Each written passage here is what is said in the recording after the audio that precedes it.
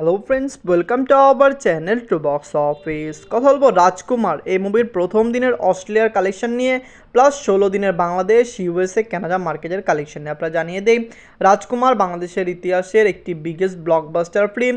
আমি জানি না এখন পর্যন্ত বর্তমানে কালেকশন দেখে আমার মনে হচ্ছে না যে রাজকুমার প্রিয়তমার কালেকশনটি বিট করতে পারবে, কিন্তু ওভারসিজ মার্কেটে যেই রকমভাবে রিলিজ হচ্ছে, আরশাদ আদনান স্যার কিন্তু অলরেডি বলেছেন যে প্রিয়তমা থেকে বিগেস্ট ব্লকবাস্টার রাজকুমার হতে যাচ্ছে। এর প্রধান কারণ মুভিটি ওভারসিজ মার্কেটে অনেক লোকেশনে রিলিজ হচ্ছে, যার কারণে কিন্তু ওভারসিজ মার্কেটে একটি ভালো ইনকাম রাজকুমার করতে পারে। বিগত বছরগুলিতে আয়ারল্যান্ডে কোনো বাংলা ফিল্ম রিলিজ হয়নি, কিন্তু রাজকুমার আয়ারল্যান্ডেও রিলিজ হচ্ছে, যার কারণে এটা নিয়ে আমরা এক্সাইটেড যে মুভিটি সেখান থেকেও ভালো কালেকশন করবে। কথা বলবে মুভির প্রথম দিনে অস্ট্রেলিয়া কালেকশন নিয়ে। ভিডিও ভালো লাগে তো লাইক করবেন, এবং এখনও যদি বক্স অফিস চ্যানেলটি সাবস্ক্রাইব না করে থাকেন, সবার আগে সকল মুভির latest update plus box office collection জানার জন্য আমাদের চ্যানেলটি সাবস্ক্রাইব করে নেবেন। প্রথমত হলো বাজেট নিয়ে। রাজকুমারের বাজেট ছিল 10 কোটি টাকা। লিড হলো সুপারস্টার সাকিব খান স্যার, 16 দিন কমপ্লিট করে নিয়েছে। সুপারস্টার সাকিব খান স্যার অভিনীত রাজকুমার ফিল্মটি নিজেদের 16 দিন বাংলাদেশে কমপ্লিট করেছে। মুভিটি ইউএসএ, কানাডা মার্কেটে চলছে। অস্ট্রেলিয়া মার্কেটে মুভিটি ফার্স্ট ডে কমপ্লিট করেছে।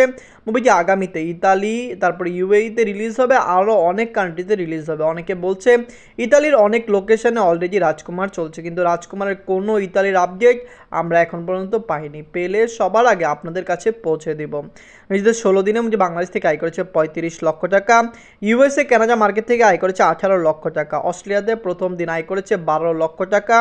ওয়ার্ল্ড মার্কেট থেকে মুভিটি আজকের দিন আয় করেছে 65 লক্ষ টাকা, যেখানে টোটাল গ্রোসারেশন হলো 25 কোটি 4 লক্ষ টাকা। আপনি জানিয়ে দে, প্রিয়তমার কালেকশন লাইফ টাইমে ছিল 43 কোটি টাকা।